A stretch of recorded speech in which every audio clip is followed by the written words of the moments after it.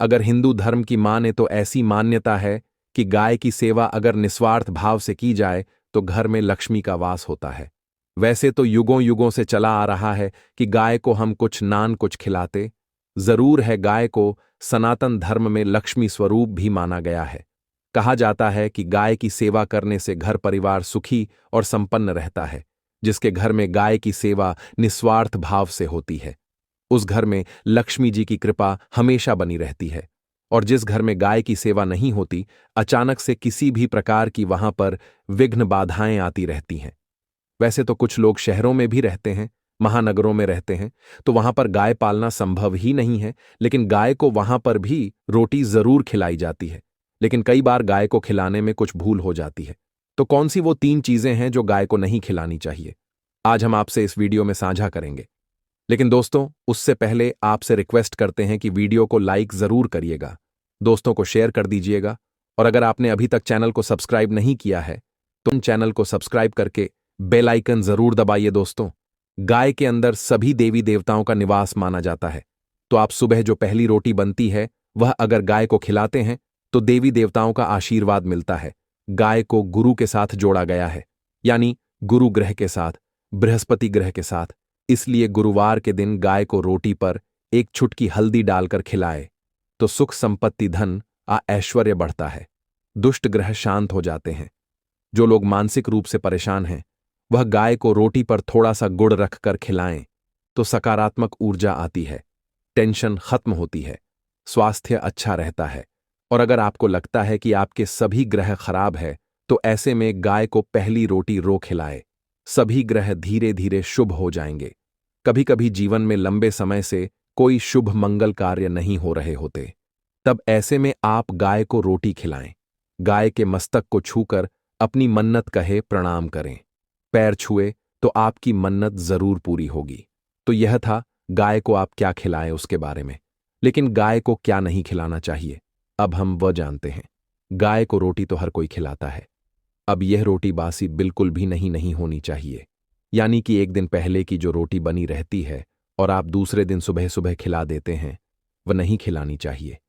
कई बार आप रोटी बना लेते हैं और उस दिन गाय मिलते नहीं तो रोटी रखी रह जाती है, फिर वह अगले दिन गाय को खिलाने से गाय का अपमान माना जाता है, वह रोटी बासी कहलाती है। इसलिए गाय को एक दिन पहले की बची हुई रोटी कभी नहीं खिलानी चाहिए।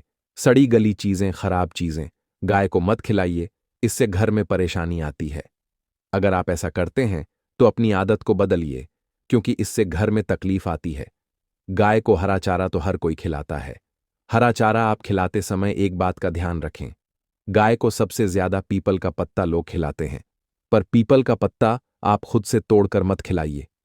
दूसरी बात, आप घर में सब्जी लाते हैं तो साग आ जाता है, तो उसमें से अच्छी चीजें तोड़कर रख के बचा कूचा आप गाय को ना खिलाएं। आप जो देंगे वह गाय खा लेगी, लेकिन थोड़ी सी कुछ अच्छी चीजें मिलाकर गाय को खिला दीजिएगा तो ज्यादा फायदा होगा। गाय को दूध नहीं पिलाना चाहिए, आप दही चावल खिला सकते हैं, लेकिन दूध ताजा हो या बचा हुआ भूलकर भी गाय को मत पिलाएगा। तो 3 चीजें गाय को नहीं खिलानी है। एक तो बची कुची रोटी नहीं खिलानी है, कोई भी अनाज बच जाए उसे दूसरे दिन गाय को नहीं खिलाना है। जैसे चावल बच जाता है, रोटी बच जाती है। और आप अगर चारा खिलाते हैं उन्हें तो सड़ा गला मत खिलाइए, और अगर खिलाते हैं कोई चीज तो उसके साथ कुछ अच्छी चीजें मिला लें।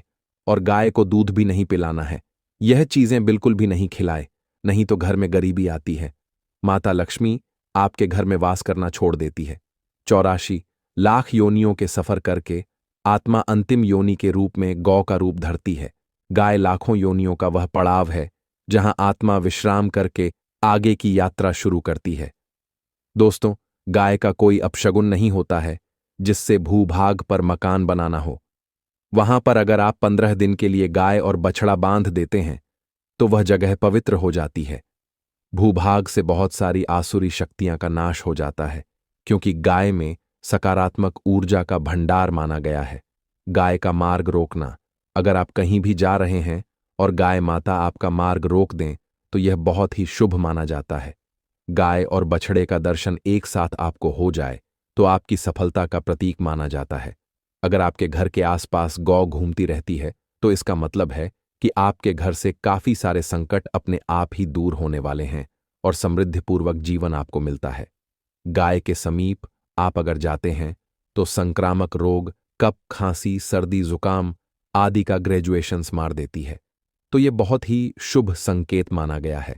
और काली चितकबरी गाय का ऐसा करना तो और भी ज्यादा शुभ माना गया है। पंचगव्य जो होते हैं वह कई रोगों में लाभदायक है। पंचगव्य क्या क्या हुए? गाय के दूध, दही, घी, मूत्र और गोबर, इन सभी को शरीर की रोग निरोधक क्षमता को बढ़ाकर रोगों को दूर करने वाला माना गया है। ऐसा कोई रोग नहीं है जिसका इलाज पंचगव्य से नहीं किया जा सकता। दोस्तों, आज के समय में लोग गौ माता की पूजा करने के बजाय, उनका सही उपयोग करने के बजाय उनको काट कर मारकर खाना ज्यादा पसंद करते हैं। बुरा लगेगा शायद, पर यह सच है। और गाय को रोटी देने से न केवल सुख समृद्धि की प्राप्ति होती है बल्कि बरकत भी होने लगती है। अगर आप गौ को पाल सके तो अच्छी बात। लेकिन आज के मॉडर्न युग में जहां लोगों की शायद खुद की घर में रहने की जगह नहीं है, ऐसे में गौ को रखना थोड़ा कठिन और महंगा हो सकता है। ऐसे में आप गौ को रोटी दें। कम से कम रोटी देकर के आप सुख समृद्धि को प्राप्त कर सकते हैं।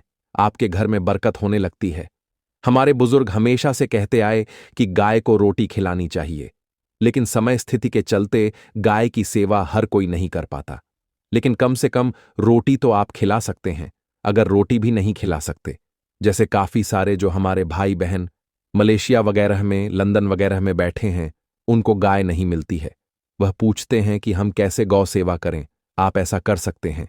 आप गौ के नाम के पैसे निकालते जाए और फिर आप चाहे तो कभी भारत आए तो आप गौशाला में दान दें, या फिर आप चाहे तो वहीं पर किसी गरीब को गौ के नाम की रोटियां खिलाएं। किसी भी अनाथ आश्रम में चले जाएं, किसी वृद्धाश्रम में चले जाएं, किसी भी दूसरे सफेद पशु को आप भोजन कराएं। यह भी आपके लिए बहुत अच्छा परिणाम देगा। कम से कम रोटी जरूर खिलाएं। हमारे देश में कई जगह देखा गया है और कई लोगों का प्रश्न आता है कि हम झूठी रोटी गाय को देते हैं, क्या यह सही है या गलत है? हम झूठा खाना, बचा हुआ खाना गाय को खिलाते हैं, यानी जो बच जाता है वह गाय के हवाले कर दिया जाता है। तो आपको बता दें दोस्तों, रामायण काल में गौ माता को एक श्राप मिला था। उसी की वजह से आज उनके साथ ऐसा हो रहा है। उसी श्राप की वजह से गौ माता में देवी देवताओं का वास होने के बाद भी उनको झूठा खाना पड़ता है। यहां तक कि पॉलीथीन से भी खाते हैं। हालांकि यह किसी भी लिहाज से सही नहीं है। आपको बता दें, वाल्मीकि रामायण में सीता द्वारा पिंड दान देकर दशरथ की आत्मा को मोक्ष मिलने का संदर्भ आता है। जो लोग जानते होंगे वो जानते हैं कि वनवास के दौरान भगवान राम लक्ष्मण और सीता पितृपक्ष के दौरान श्राद्ध करने के लिए गया धाम पहुंचे। वहां श्राद्ध कर्म करने के लिए जरूरी सामग्री जुटाने राम और लक्ष्मण तो चले गए और सामान लेकर नहीं आए। इधर दोपहर हो गई, पिंडदान का समय निकलता जा रहा था। सीता मां घबराने लगी। तभी दशरथ की आत्मा ने पिंडदान की मांग कर दी। अब गया जी के आगे फल्गु नदी पर अकेली सीता जी मुश्किल में पड़ गई। उन्होंने फल्गु नदी के साथ वृक्ष केतकी के फूल और गाय को साक्षी मानकर बालू का पिंड बनाया और स्वर्गीय राजा दशरथ अपने ससुर के निमित्त पिंडदान कर दिया। थोड़ी देर में भगवान राम और लक्ष्मण जब लौटे तो उन्होंने कहा कि समय निकल जाने के कारण मैंने पिंडदान कर दिया। बिना सामग्री के पिंडदान कैसे हो सकता है? इसीलिए राम जी ने सीता मां से प्रमाण मांगा। तब सीता माता ने कहा कि जो फल्गु नदी की रेत है, केतकी के फूल हैं, गाय हैं और वटवृक्ष है, जो मेरे द्वारा किए गए श्राद्ध कर्म की गवाही दे सकते हैं। इतने में फल्गु नदी, गाय और केतकी के फूल तीनों इस बात को मुकर गए। उन्होंने कहा, सीता मां झूठ बोल रही है, सिर्फ वटवृक्ष ने सही बात कही। तब सीता जी ने दशरथ का ध्यान करते हुए उनसे ही गवाही देने की प्रार्थना करे। दशरथ जी ने सीता मां की प्रार्थना को स्वीकार करके घोषणा की कि ऐन वक्त पर सीता ने मुझे पिंड दान कर दिया। इस पर राम आश्वस्त हुए, लेकिन तीनों गवाहों द्वारा झूठ बोलने पर सीता जी उनसे क्रोधित हो गई और उन्हें श्राप दिया। फल्गु नदी से कहा कि जा, तेरा नाम सिर्फ नदी रहेगा, लेकिन तुझ में पानी कभी नहीं रहेगा। इस कारण आप भी जानते होंगे, जो लोग जानते हैं, फल्गु नदी आज भी गया मैं सूखी ही रहती है। गाय को श्राप दिया कि तू पूज्य होकर भी लोगों का झूठा खाएगी, और केतकी के फूल को श्राप दिया कि तुझे पूजा में कभी भी नहीं चढ़ाया जाएगा। वट वृक्ष को सीता मां ने आशीर्वाद दिया कि उसे लंबी आयु की प्राप्ति होगी और दूसरों को छाया प्रदान करेगा, तथा पतिव्रता स्त्री तेरा स्मरण करके अपने पति की दीर्घायु की कामना करेंगी। यही कारण है कि गाय को आज भी झूठा खाना पड़ता है। केतकी के फूल को पूजा से निषिद्ध बताया गया है। फल्गु नदी के तट पर जल नहीं है। सीताकुंड में पानी के अभाव में सिर्फ बालू या रेत में पिंडदान किया जाता है। दोस्तों, शास्त्रों के मुताबिक गौ माता में सारे देवी देवता निवास करते हैं। 33 कोटि देवी देवता और पितर का निवास होता है। अगर आप भी किसी मंदिर में नहीं जा सकते, पूजा पाठ नहीं करते हैं, कहीं जाकर के गृह दोषों का उपाय नहीं कर सकते हैं, तो आपको गाय को एक रोटी जरूर खिलानी चाहिए। हमेशा कहते हैं, पहली रोटी गाय की अगर आप भी खिलाते हैं तो दुनिया के सारे सुसुखों को प्राप्त कर सकते हैं। आपने अक्सर ही सुना होगा कि रसोई में पहली रोटी जो भी बने गाय को दे देनी चाहिए। हर रोज गाय को एक रोटी देने से आपके जीवन के सभी दुख दर्द दूर हो जाते हैं। खाना बनाते वक्त हमेशा पहली एक रोटी गाय की निकाल दें। इसके बाद ही परिवार के बाकी सदस्यों के लिए आपको रोटियां सेकने चाहिए। कोशिश करनी चाहिए कि गाय की उस रोटी में थोड़ा सा हल्दी मिला दें। इससे गाय को रोटी खिलाने का अपार फल प्राप्त होता है। अगर गुरुवार का दिन एक सने हुए आटे की एक छोटी सी लोई बना लें और उसमें हल्दी मिलाकर गाय को खिला दें, आपके जीवन में शुभता आती है, वैभव आता है, धन संपत्ति का वास होता है। आप जो भी हासिल करना चाहते हैं जिंदगी में, तो आप देखेंगे कि तुरंत आपको मिनटों में वो हासिल हो जाता है। इसी तरह से आपको नमक का एक उपाय बताते हैं। नमक क्या है? नमक के बिना तो हर स्वाद अधूरा है, और साथ ही साथ अगर नमक ना हो, जीवन में तो स्वादहीन हो जाता है। जितना हम खाने में नमक को आवश्यक मानते हैं, उतना ही ज्योतिष में नमक को आवश्यक ही माना जाता है और इसे कर्ज की वस्तु माना गया है। किसी का नमक खाने का अर्थ क्या होता है? उसका कर्जदार होना आपने सुना ही होगा। नमक का कर्ज अदा करना है।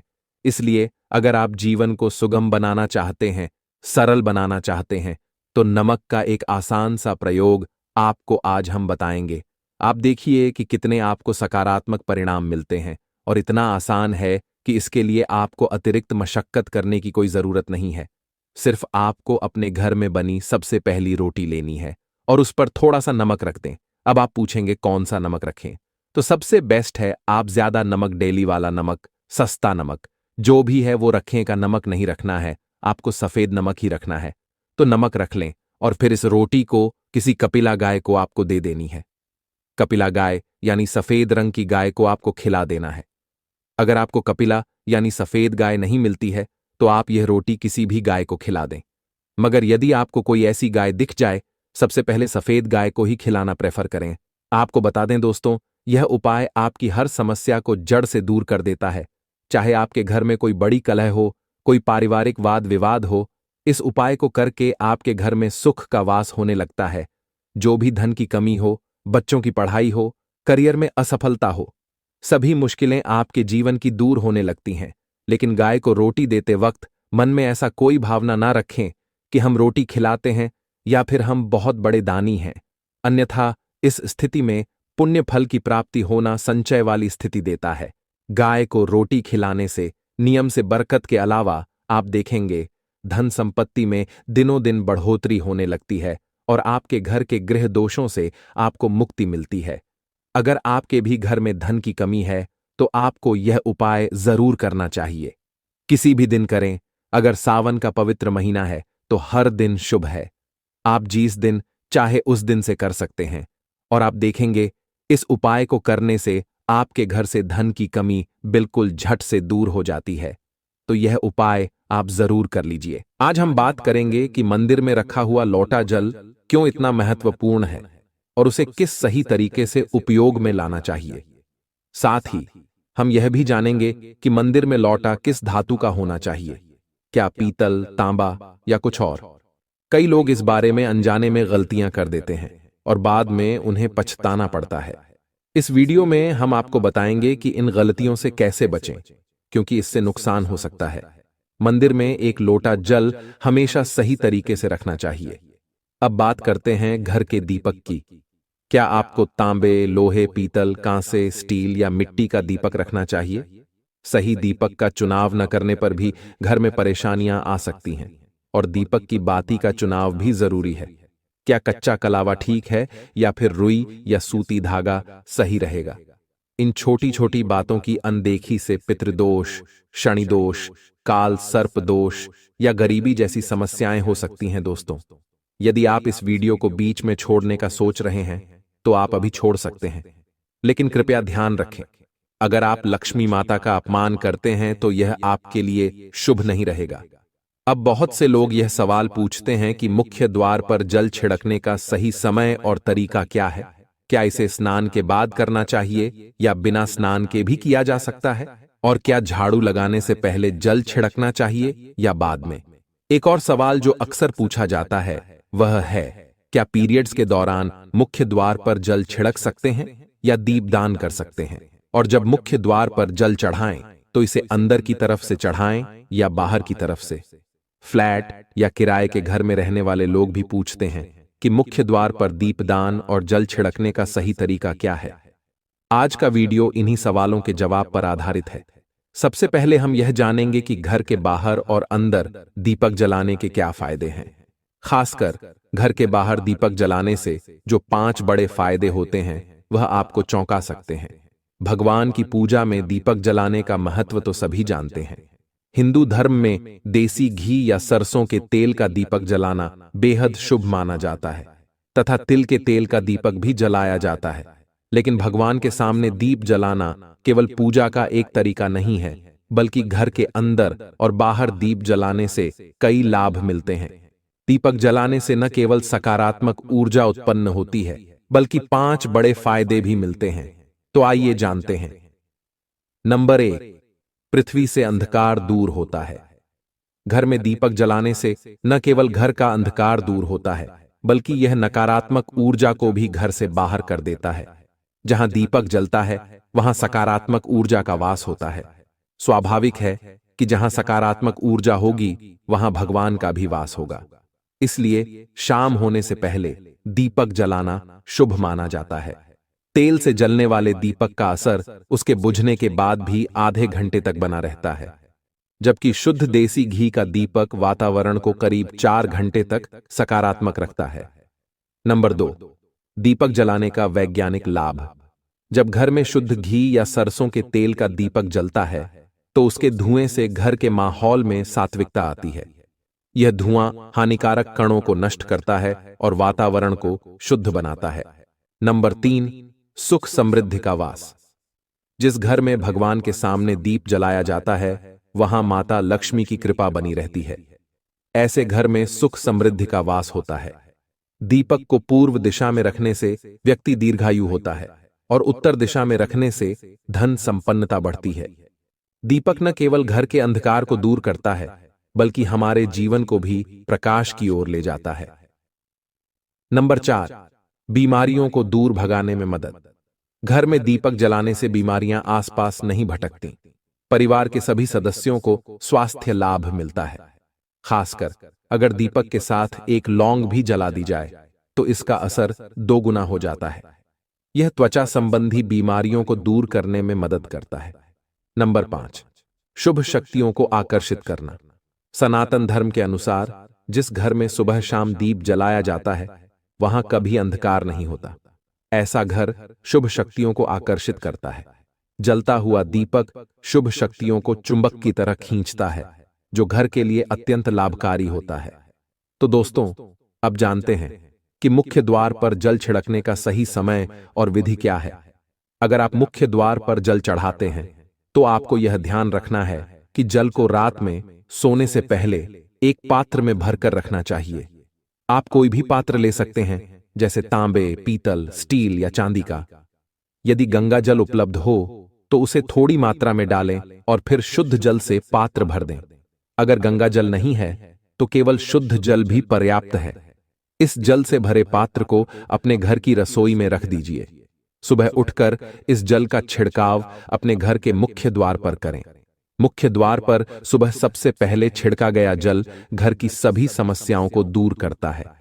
यदि आप नकारात्मक ऊर्जा, मानसिक परेशानी, आर्थिक तंगी या वास्तु दोष से परेशान हैं तो यह उपाय आपकी मदद करेगा। रसोई में रखा जल मुख्य द्वार पर छिड़कने से आपके घर की परेशानियां समाप्त हो सकती हैं। यह उपाय न केवल वास्तु दोष और पितृदोष को समाप्त करता है, बल्कि तंत्र मंत्र या बुरी नजर के प्रभाव को भी खत्म करने में सहायक है। इस उपाय को नियमित करने से घर में सुख समृद्धि बनी रहती है और बीमारियों से भी मुक्ति मिलती है। आपको यह जल सूर्योदय से पहले मुख्य द्वार पर छिड़कना चाहिए। अगर सूर्योदय के बाद आप मुख्य द्वार को अन्य जल से धोना चाहें तो यह कोई समस्या नहीं है, लेकिन यह विशेष जल सूर्योदय से पहले ही छिड़क दिया जाना चाहिए। अब कई लोग पूछते हैं कि क्या यह जल छिड़कने से पहले स्नान करना जरूरी है या बिना स्नान किए भी इसे किया जा सकता है। देखिए, जो जल हम सुबह मुख्य द्वार पर छिड़कते हैं वह एक महत्वपूर्ण उपाय है। इसे स्नान करने के बाद करना आवश्यक नहीं है। सुबह जल्दी उठें, सबसे पहले रसोई में जाएं और पहले से रखे जल को लेकर मुख्य द्वार पर जाएं। मुख्य द्वार खोलें और इस जल का छिड़काव करें। जल छिड़कते समय अपने पितरों और मां लक्ष्मी का ध्यान जरूर करें। ऐसा कहा जाता है कि सुबह सुबह मां लक्ष्मी हर घर के द्वार पर आती हैं। जिन घरों के द्वार खुले होते हैं और जहां जल का छिड़काव किया गया होता है वहां मां लक्ष्मी प्रवेश करती हैं। जल छिड़कते समय अपने मन में मां लक्ष्मी से प्रार्थना करें, हे मां लक्ष्मी, कृपया मेरे घर में प्रवेश करें, मैं आपका स्वागत करने के लिए तैयार हूं। इसके बाद पितरों का ध्यान करें, क्योंकि घर की दहलीज को पितरों का वास स्थान माना जाता है। जब आप दहलीज पर जल छिड़कते हैं तो पितर प्रसन्न होते हैं और उनका आशीर्वाद आपको मिलता है। स्नान करने की आवश्यकता नहीं है, आप बिना स्नान किए भी यह कार्य कर सकते हैं। अब आपके अगले प्रश्न की बात करें, क्या जल का छिड़काव झाड़ू लगाने के बाद करना चाहिए या पहले? इसका उत्तर यह है कि सुबह उठने के बाद सबसे पहला कार्य जल का छिड़काव करना चाहिए। इसके बाद आप झाड़ू लगा सकते हैं। सुबह उठते ही सबसे पहले बिस्तर पर बैठकर अपने दोनों हथेलियों को देखें और मां लक्ष्मी का ध्यान करें।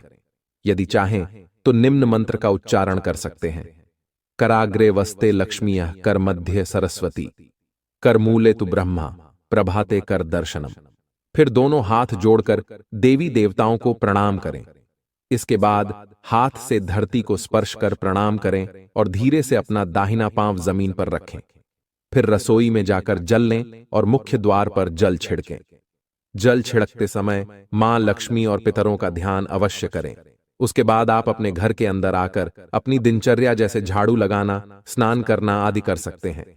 अब कुछ लोगों का यह सवाल होता है कि क्या जल छिड़कने के बाद मुख्य द्वार की सफाई की जा सकती है?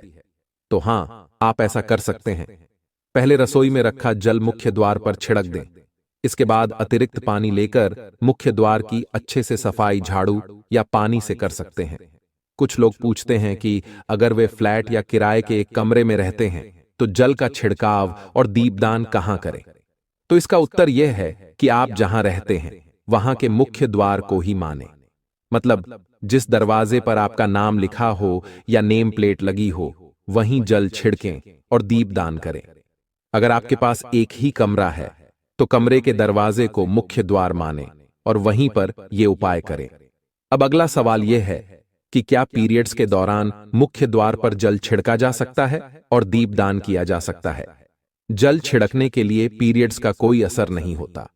आप जल छिड़क सकती हैं, लेकिन दीपदान कार्मिक पूजा में आता है जो बिना शुद्धता के नहीं किया जा सकता। इसका मतलब यह है कि पीरियड्स समाप्त होने के बाद ही दीपदान करें।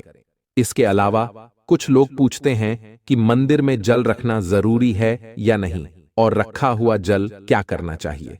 तो शास्त्रों के अनुसार घर के मंदिर में एक लोटा जल रखना बहुत जरूरी है। जल ऊर्जा को संचित करता है। जब आप पूजा करते हैं, मंत्र जपते हैं या भगवान से प्रार्थना करते हैं तो इन सभी की ऊर्जा उस जल में समाहित हो जाती है। यही कारण है कि मंदिर में जल रखना आवश्यक है। सुबह की पूजा के दौरान एक लोटा जल मंदिर में रखें और दीपक जलाएं। यह अग्नि और जल के संतुलन का प्रतीक है। पूजा के बाद इस जल का उपयोग शुभ कार्यों में करें, जैसे पौधों में डालना या घर में छिड़काव करना। यह सकारात्मक ऊर्जा को बढ़ाता है। सुबह की पूजा के समय हम मंदिर में जल रखते हैं। अगली सुबह जब आप पूजा करने जाते हैं तो सबसे पहले उस जल का उपयोग करें। आप पूरे घर में उस जल का छिड़काव कर सकते हैं। यह जल आपके घर को शुद्ध करता है क्योंकि यह सकारात्मक ऊर्जा से भरा होता है। इससे कई बीमारियां भी दूर हो जाती हैं और घर में नकारात्मक ऊर्जा का प्रवेश नहीं होता। अगर आप नियमित रूप से इस जल का छिड़काव करते हैं तो आपके घर की समस्याएं धीरे धीरे खत्म हो जाती हैं। कभी कभी लोग यह शिकायत करते हैं कि दवाइयां असर नहीं करती। ऐसे में अगर दवाइयों के साथ साथ रोगी को इस जल से पानी दिया जाए तो दवाइयां जल्दी असर करने लगती हैं। इसी तरह अगर परिवार में कलह और झगड़े रहते हैं तो परिवार के सभी सदस्य इस जल को थोड़ा थोड़ा पी सकते हैं। इससे धीरे धीरे सकारात्मक विचारों का प्रवाह शुरू होता है और घर में शांति और समन्वय आता है। अगर आपका कोई व्यापार है या दुकान है तो इस जल का थोड़ा सा छिड़काव वहां भी करें। यह आपके व्यापार को सफल बनाता है और किसी भी तरह की परेशानी से बचाता है क्योंकि यह जल बेहद सकारात्मक ऊर्जा से भरा होता है। अब बात करते हैं कि मंदिर में जल क्यों रखा जाता है। जल को अमृत माना जाता है और यह देवी देवताओं के लिए विशेष महत्व रखता है। मंदिर में एक लोटा जल रखना उतना ही आवश्यक है जितना कि आप रोजाना भोजन करते हैं। जब हम भगवान की पूजा करते हैं तो तांबे या पीतल के पात्र में एक लोटा जल जरूर रखना चाहिए। यह जल एक सागर की तरह होता है और हमारे जीवन के दुखों को समाप्त करने में मदद करता है। यदि कोई व्यक्ति भगवान को रोजाना भोजन नहीं कर सकता तो वह मंदिर में एक लोटा जल रख सकता है जिससे उसकी पूजा पूरी होती है, ताकि भगवान इसे ग्रहण करें और यह जल रूपी प्रसाद अगले दिन सुबह आप प्रसाद समझकर ग्रहण करें। लेकिन याद रखें, मंदिर में रखा जल कभी भी तुलसी में अर्पित नहीं करना चाहिए क्योंकि यह जल सभी देवी देवता ग्रहण करते हैं। हाँ, अगर आपके घर में लड्डू गोपाल या राधा कृष्ण हैं और आप एक लोटा जल उनके लिए अर्पित करते हैं तो आप अगले दिन यानी सुबह के समय वह जल तुलसी में चढ़ा सकते हैं। मंदिर में रखा जल अगले दिन यानी सुबह अपनी आंखों को धोने के लिए प्रयोग करें। इससे आंखों की रोशनी बढ़ती है और आंखों की बीमारियां दूर होती हैं।